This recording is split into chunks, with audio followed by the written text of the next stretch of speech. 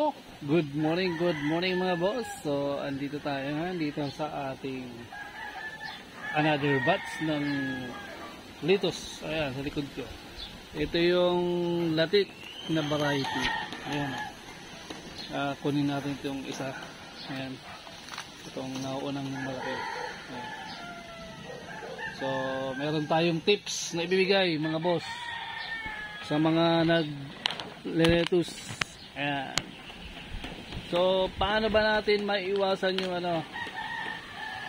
yung root rot o wilting? So, kagaya niyan, ito, kung nakita nyo, white yung roots.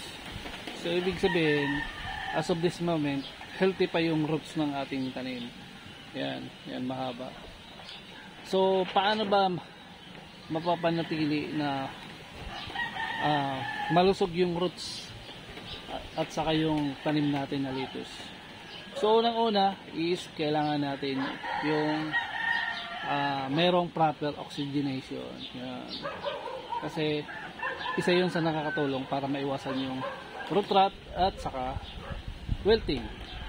And another one is kailangan yung temperature ng tubig is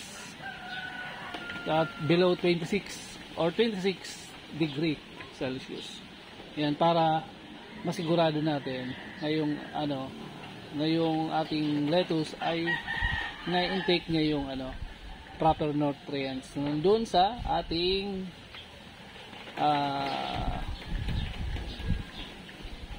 tubig. Makakalimutin talaga ako. Pambira yan. So, ganyan. So, ganyan kaganda dapat ang inyong dahon ng lalik. Ayan. Para siyang bouquet. Diba? Bouquet nga, diba? Parang bouquet. Yung, ganyan po yung, yung kaganda yung, lalik. So, ano bang root ng root rot? Siyempre, yung mga bacteria or yung temperature, isa yon. Ayan. Mga fungus, yun. Molds, yun. Yun, yung mga cause ng root rot and wilting. So, yun. Isa sa tips. Madaming tips pala yun.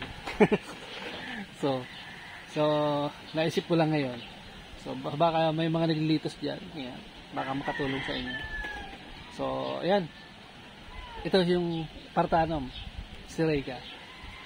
Babush. Peace out.